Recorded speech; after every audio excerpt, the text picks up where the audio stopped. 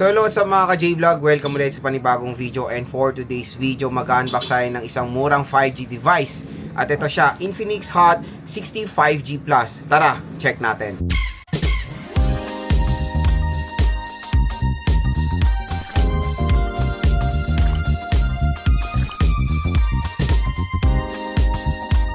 Naghahanap ba kayo ng murang 5G ngayong 2026? I know yung iba kasi gusto na talaga mag-transition sa 5G coming from 4G. Ito marami naman na nagsisilabasan ngayon na murang 5G.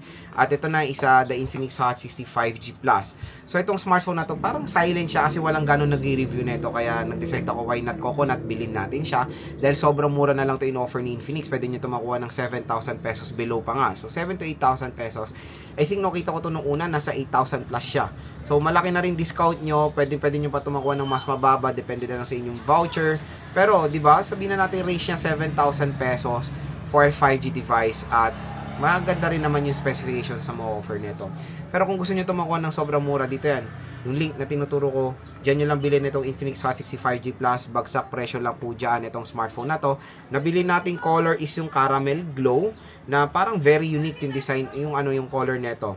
So ayan siya, 256 na to mga idol. Usually, mga ganito presyo na 5G, nasa 128GB of internal storage lang. Ito yung isang ilalaban dito ni Infinix, yung kanilang reasonable RAM at ROM sa smartphone na to. So tara mga ka-J-Vlog, samahan nyo ko i-unbox itong Infinix Hot 60 5G Plus. So ito na yung box ng ating Infinix Hot 60 5G Plus.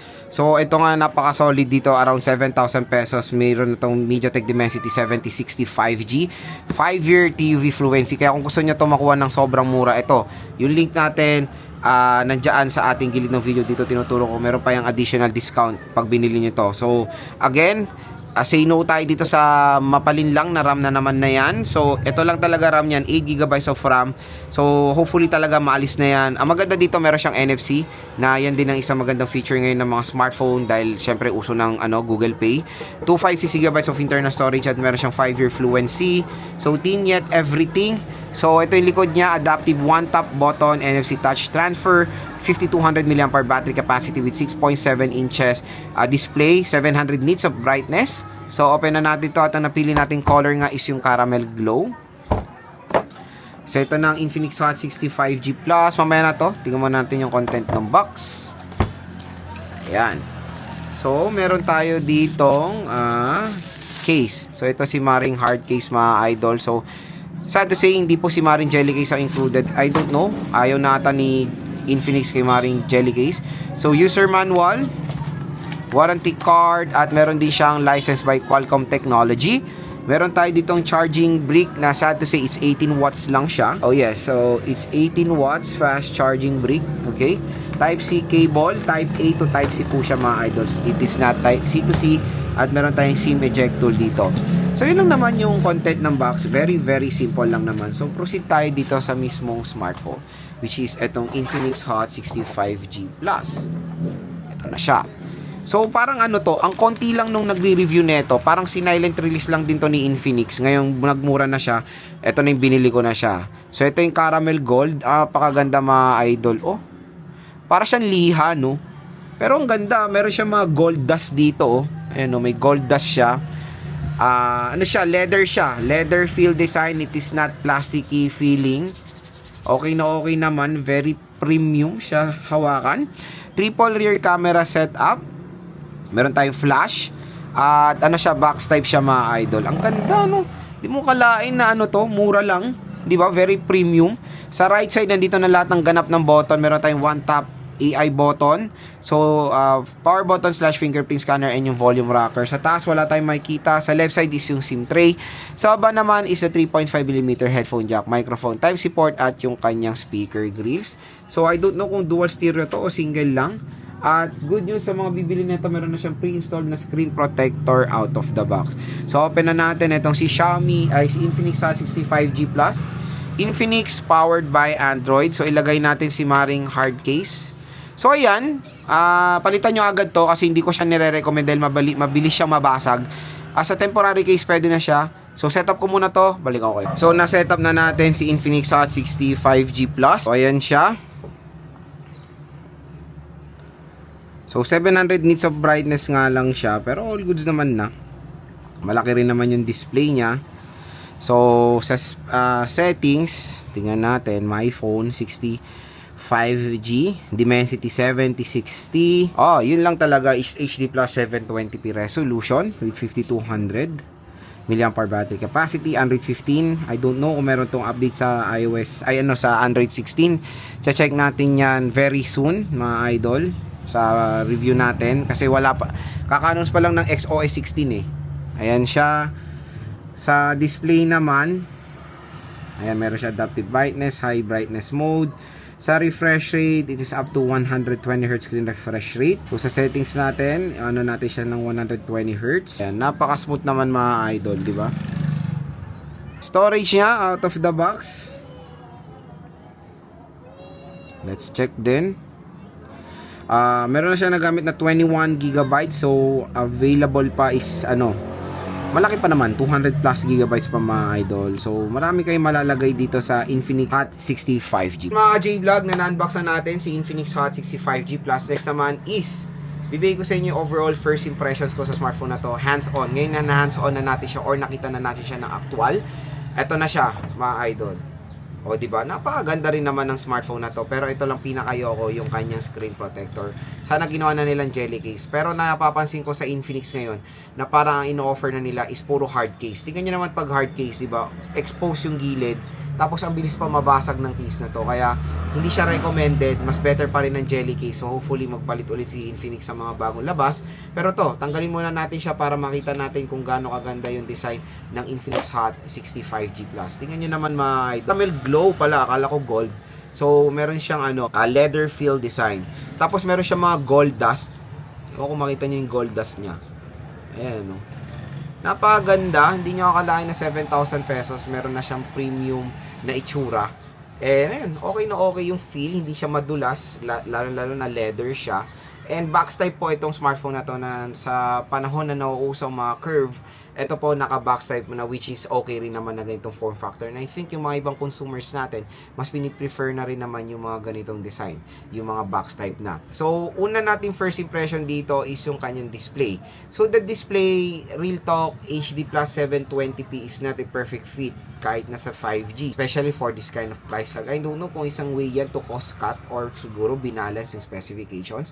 Kasi yun nga, HD plus 720p siya pero maganda naman ang RAM at ROM. Diba? So yun, okay naman as long as HD naman siya. Siguro acceptable naman siya kasi murang 5G. Ang maganda naman is 120Hz. So brightness, sa average level, 700 nits of brightness siya. Not too bright, not too low. Nasa middle lang naman siya. 6.7 inches siya. So yun, panigurado ma-enjoy nyo rin naman ang viewing experience ito, although IPS siya. So again, for me, parang reasonable naman siya for a 5G budget smartphone. Next, yung kanyang processor. Ito yung pambato nito, processor. Ang processor nito is the MediaTek Dimensity 7065G, octa-core CPU with a clock speed of 2.2 GHz. Pero yung GPU niya, I know iba is ipi-prefer pa rin ng Mali.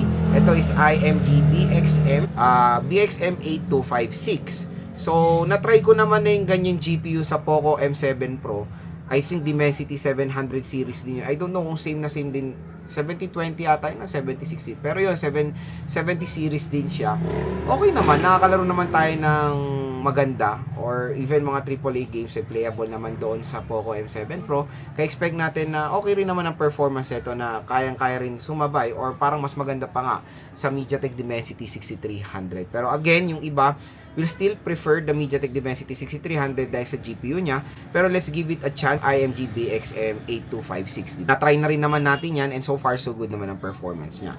Next mga ka-J-Vlog, the camera. Tignan nyo ang camera nito, napakadami, diba? Pero real talk, isa lang ang gumagana dito, yung 50 megapixel main camera niya. Pangalawa is auxiliary lens. Ewan ko isa kung ano ba to, design lang ata to eh. Oh, design lang siya. Or I don't know kung IR blaster yan.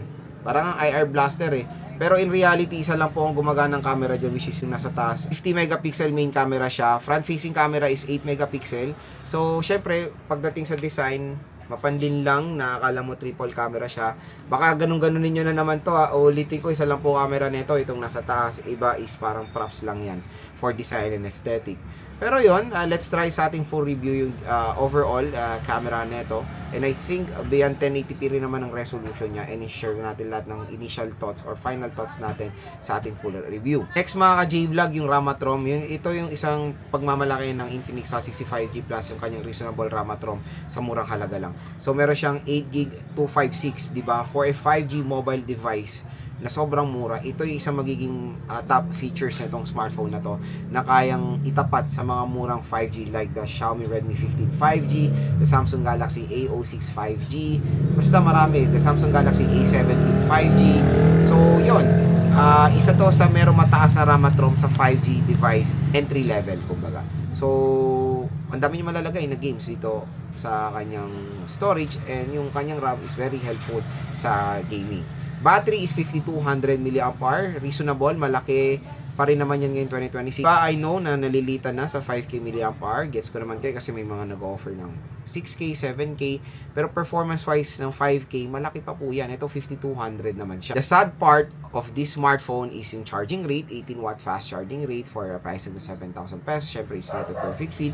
Pero yun, kumbaga sa 5K 18 watts, mga 1 hour 30 minutes to 2 hours mo full charge naman itong smartphone na to. For the speaker, equip lang siya ng single speaker or mono speaker siya. At pagdating sa kanyang IP rating, it is IP64 water and dust resistant. So pwede siyang mabasa. For example, gagamitin nyo to sa navigating to. I don't know kung yung durability ng leather, lalo na pag nabasa, di ba, malay nyo, natutuklap in the long run. Pero di nga natin alam dito kung konti lang yung protection ng kanyang leather or talagang leather siya buo, kasi balay natin polycarbonate yung likod tapos tinapalan lang ng leather na taas, di ba? So yun, siguro naman hindi naman sila maglalagay ng leather dito kung hindi naman siya tatagal, di ba? Tingnan na lang natin. Pero yun, IP64, hindi po siya pwede masubmerge sa water, pwede lang po siya matalsikan ng tubig with certain kind of pressure. At ayun mga ka-J-Vlog, ang ating first impression so far dito sa Xiaomi, dito sa Infinix Hot 65G Plus. Napakamurang 5G device ngayon 2026, and must have din siya. Isa to sa pinakamagandang 5G, 7,000 pesos price range. Kaya kung interested kayo dito, view products, andyan lang yung link na itong smartphone na to. Diyan lang kayo bibili sa ating link dahil meron po kayo additional na 1 to 2,000 pesos discount bukod doon sa sale price niya sa online.